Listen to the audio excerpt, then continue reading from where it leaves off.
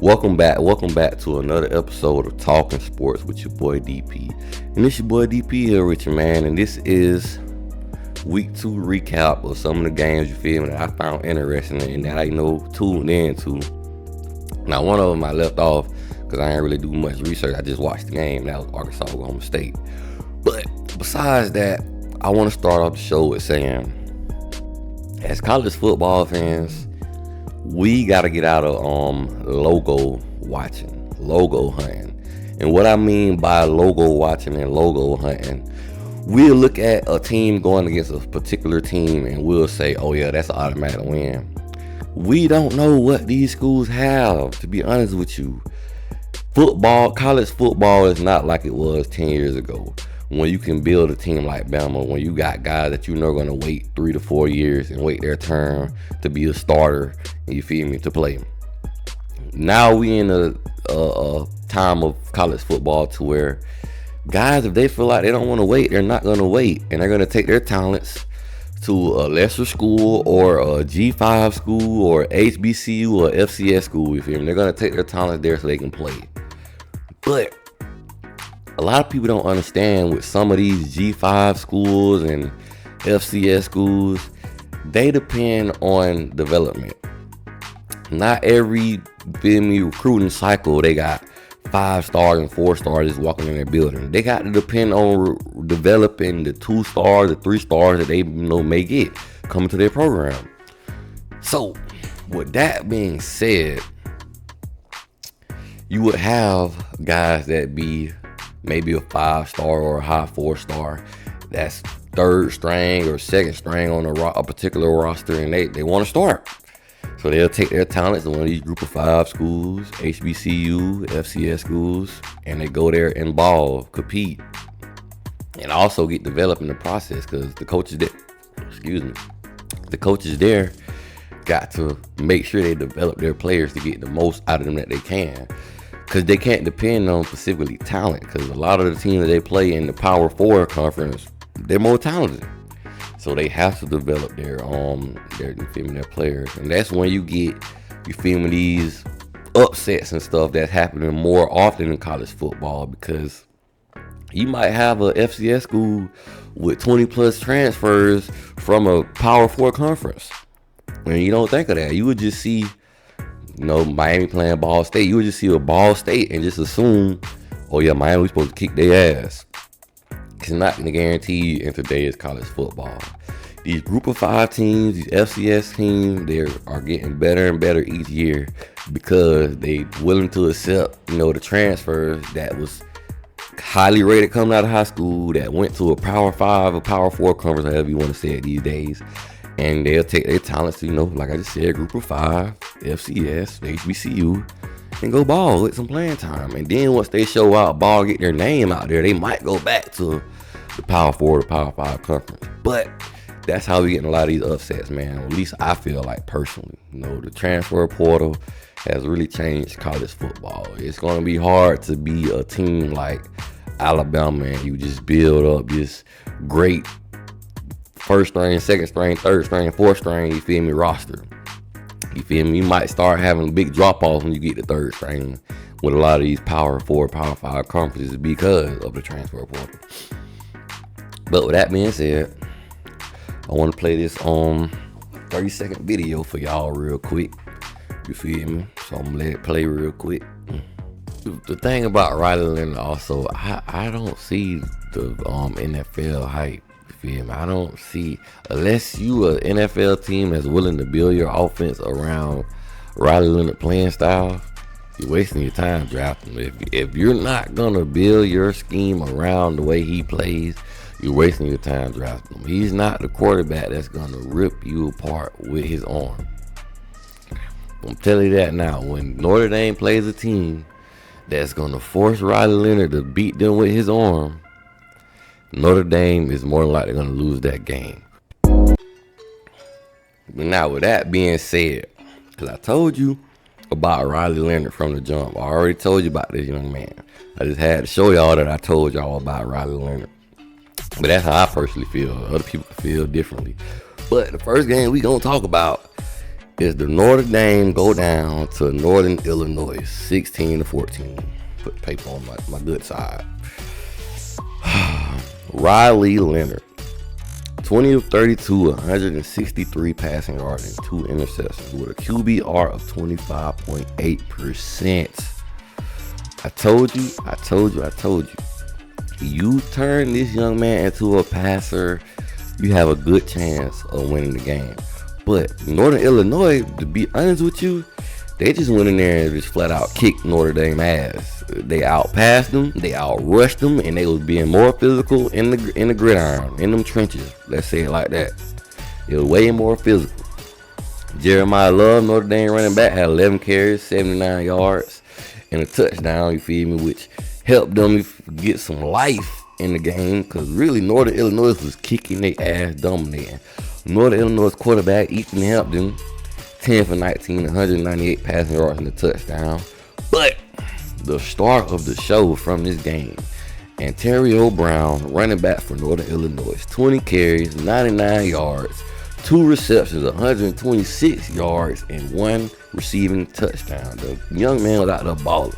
And I know they're going to be hitting him up, trying to get him to come transfer to their school after this season if he keep playing the way he was playing. Notre Dame, I meant to say Northern Illinois. The roster pretty nice, man. They got some ballers out there. That's why I even started off the segment, because people will see a Northern Illinois logo on the schedule and be like, who the hell is Northern Illinois? But as college football fans, a lot of us don't watch our opponent. We don't see what our opponent have. We don't try to check them out to see, is they any good, or is it just a logo and they who we expect them to be. So can't let these things go over your head in today's college football, because you never know. That G5 school might just have some fire on their roster, because a lot of people sleeping on Vanderbilt. I've seen Vanderbilt beat who they played first game, Virginia Tech, and Vanderbilt got some athletes out there, man. Don't let that go over your head. The guys still play in the SEC. But Northern Illinois held Notre Dame to 7 points the entire first half.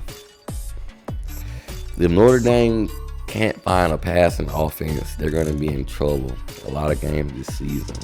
Because at this point, how I feel, you just load up the box and dare them to pass the ball.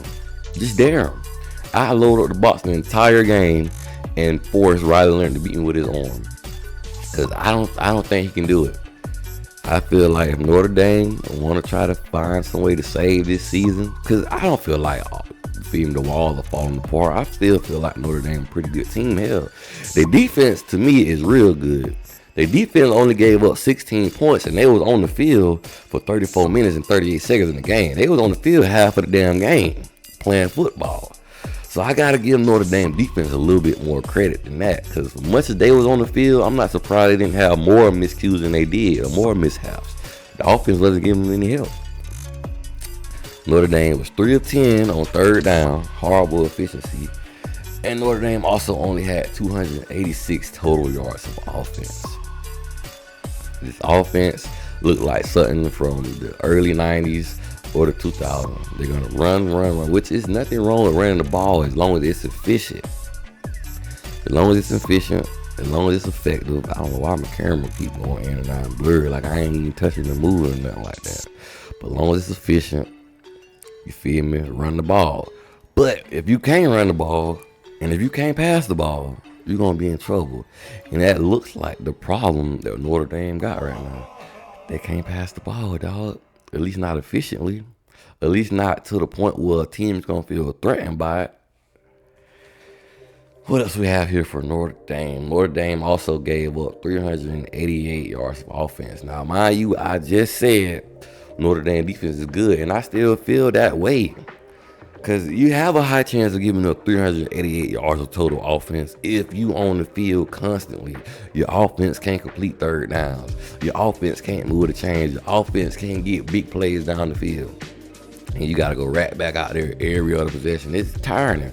So I actually salute Notre Dame defense was playing so hard and trying, to keep them and trying to keep their team in the game as long as they could.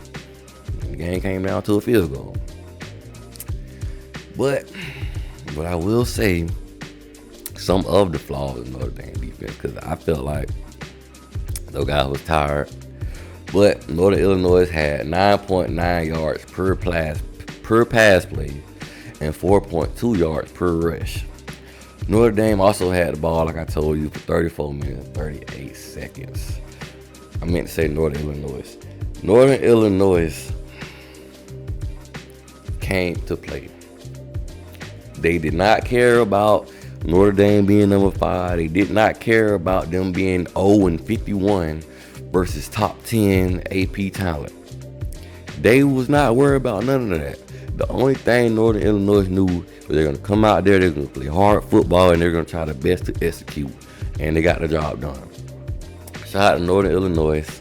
Notre Dame, I see a lot more losses coming up if y'all decide to stick with Riley Leonard at the start quarterback, to be honest with you.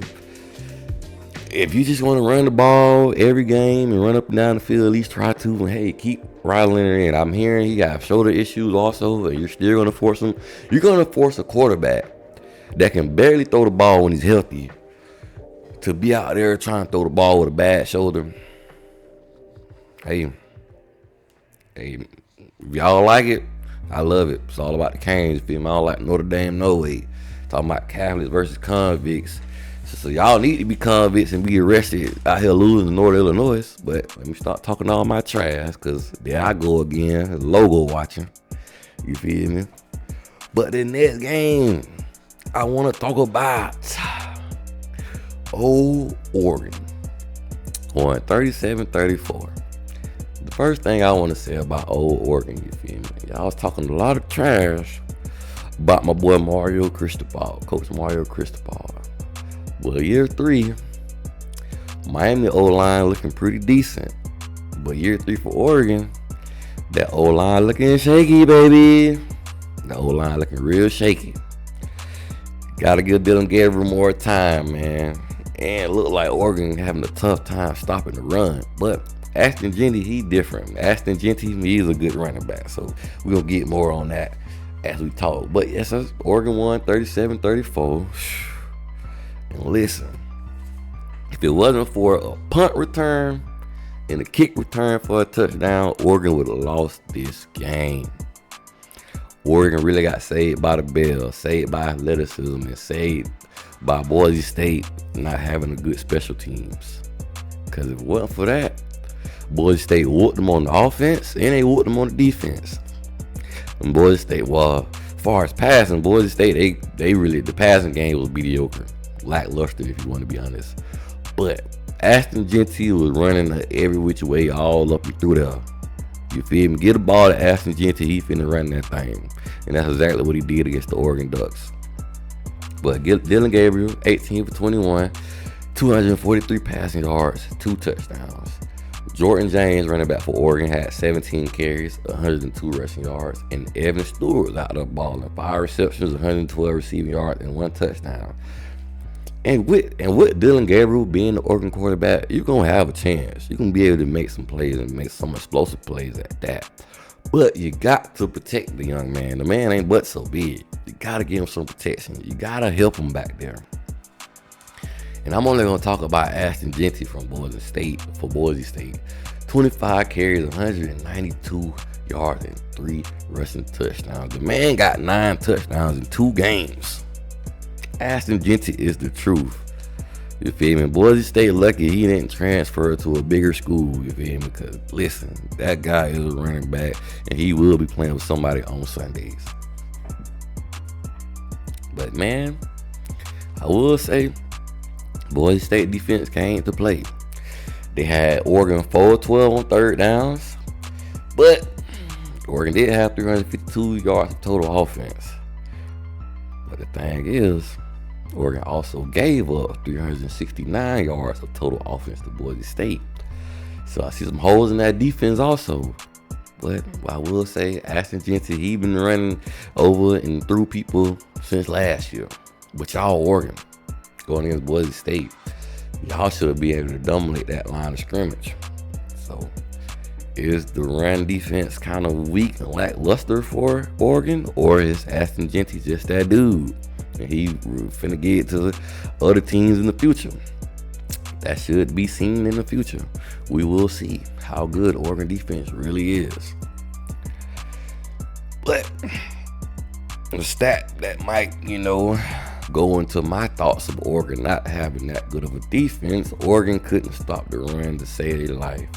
They allowed 221 total rushing yards, 6.7 yards per play. So every other time they run the ball, Boise State getting a first down on their ass.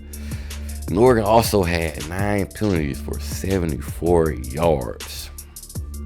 Oregon, I don't see Oregon as being a top 10 team this year, honestly. I feel like they're a good team, but I don't feel like they're a top 10 team. And if there is, I can see them being a number 10 team, but nothing more than that. I don't see them being 9, 8. When they get in Big Ten play, it's going to get real interesting to see how Oregon handle it, because a lot of Big Ten teams, you got some teams that, like they air out the ball in the Big Ten, but for the most part, the Big Ten like to run that thing. They like to run that rock also. So we're going to see how Oregon look this Saturday coming. I'm talking about last Saturday games. Boise State, I don't have that much to talk about Boise State. They're a group of 5. I don't follow them in the group of 5 schools like that. You feel me? But any more thoughts on Oregon? I gotta see them stop the run, to be honest, and I gotta see them protect Dylan Gabriel better. And I have to see this against Power 4 competition. I gotta see this against the Big 10 or the Big 12, you feel me, or on the ACC or the SEC. I gotta see against Power 4 competition. But with that being said, last but not least, Nebraska versus Colorado. First thing I want to say, Dylan Raiola, he played a decent game. I wouldn't say a great game, but a decent game. 23 of 30, 185 passing yards and 1 passing touchdown for Mr. Dylan Raiola. Looks a lot like Patrick Mahomes. I don't want to say his playing style is completely the same, but as far as how he looks, yeah, he looked like Patrick Mahomes a little bit. And Dante, I want to say Dowdell, the running back for Nebraska, Dowdell. If I pronounce that right, he had 17 carries, 74 yards, and 2 touchdowns. I want to say he was that boy that tried to run over Shiloh, and hopefully Shiloh have a speedy recovery. I heard his shoulder or arm messed up. So let's pray that, Shiloh get back out there healthy, and be able to play. And then we got my boy Shedeur Sanders, 23 for 38, 244 passing yards, 1 touchdown, and 1 uncharacteristic interception. That play, I would prefer him to run the ball instead of throwing the interception. You threw it late in the flats, and the DB was just sitting there waiting on it. You feel me? I think he was surprised he threw the ball, to be honest with you. That was in that city, you should have just ran the ball. And my boy Travis Hunter, superstar Hunter, 10 receptions, 110 yards. Now, what I will say, looking at the score of this game, Nebraska won 28-10, but to be honest with you, it was sloppy play from both teams. I ain't gonna say horrible execution, but poor execution for both teams. Horrible execution on the Colorado side, but poor execution on the Nebraska side. Both teams struggled on third down. Nebraska was 3 of 12 and Colorado was 4 for 14. Colorado only had 260 yards of total offense.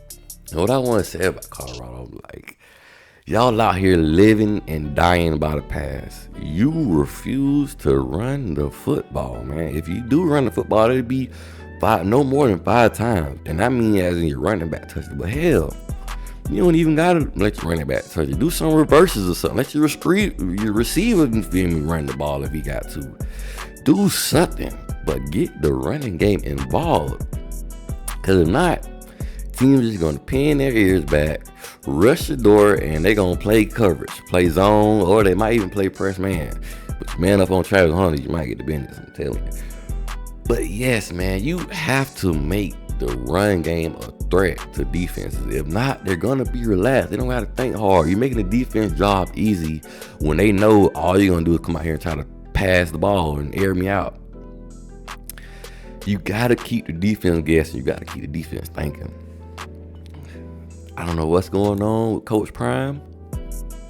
Got to get better, big dog. Excuse me. OG, you played for the Dallas Cowboys when they was in their prime years. And you know, if anybody else should know, that without that offensive line that the Dallas Cowboys had when you was playing Coach Prime, y'all wouldn't have been diddly squat. Nor or the defensive line that y'all had, because y'all can have some of that D-line too. You seen what it takes to be a great team. You know you need them trenches. You got all the skilled players in the world. You got the wide receivers.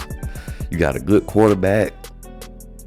Running back, we don't know what you have because you don't run the ball enough. You feel me? Offenbach, I'm not sure how good of a running back he is. And then secondary, you got Travis Hunter, Shiloh, he's so. But trenches, Dion. And I've been hearing people say, get rid of the offensive line. No, you can't do that. You got to have these guys develop and grow with each other. A key thing about offensive line play is chemistry, guys being familiar with each other, guys being comfortable with each other, guys knowing how each other play. And that's built over time. It ain't gonna just happen in one season. You gotta build some chemistry with that O-line. And the D-line, I don't know if it's the scheme or what, or the effort. Because it seems like teams just finna run all up and through Colorado for the rest of the season. Colorado allowed 334 yards of total offense from Nebraska. And Colorado finished the game with 16 total rushing yards. But I must add on that Shedeur was sacked 6 times. Shedeur ain't gonna make it this season if y'all just allow him to get hit like this. It's only week 2. And he done been sacked over 6 times in 2 games. This looks exactly like last year. The only difference is a few more players that was added. It looks exactly like last year. I don't see no growth. I don't see nowhere where anybody got better. Everybody looked the same. Travis Hunter, he been doing this. He been good. He's been that guy. He been showing us he's that guy. Shedeur Sanders, we know what Shedeur Sanders is. We know he's a good quarterback. O-line looked the same. D-line looked the same. Secondary, wishy-washy. Coach Prime, you gotta do better, man. And I'm tired of looking at the screen, seeing you with that damn headset up. The mic up on the headset. So you just watching the game like us? You don't gotta say nothing to nobody. You feel me? What's going on, Coach Prime? Tighten up, baby, because I'm rooting for you. You feel me? I'm a Deion Sanders fan. But I'm with you when you're right, not when you're wrong. You feel me? I ain't gonna just be sitting here talking out the side of my neck because I'm a Coach Prime fan. I'm gonna give you the real. Coach Prime gotta do better. And he should have found the best offensive line coach he could have found. You feel me? To develop them boys and coach them boys up. To at least, feed them the tools and the techniques that they need to succeed. But you also gotta run the ball to help them boys out, man. Most offensive linemen, they like running the ball. They can get physical. They can put their hands on people.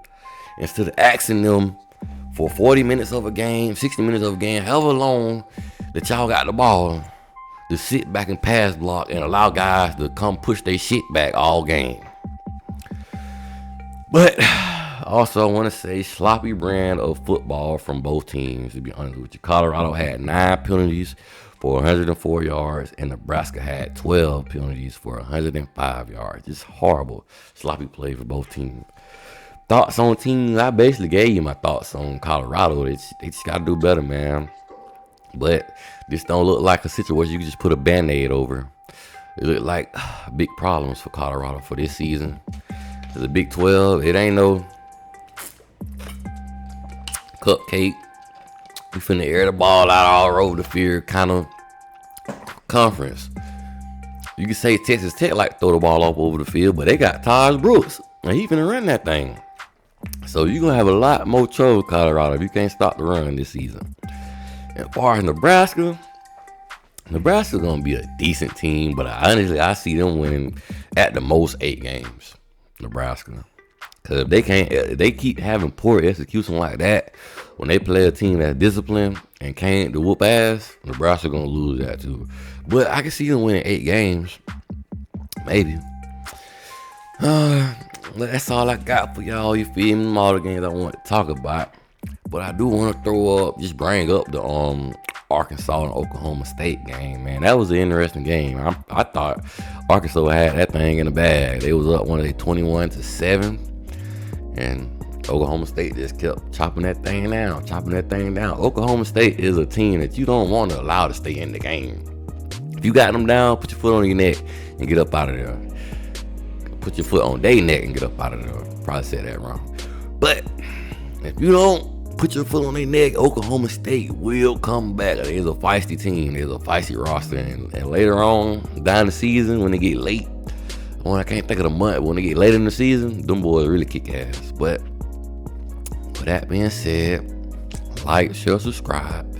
You feel me? It's all about the you. You know, and your boy is out.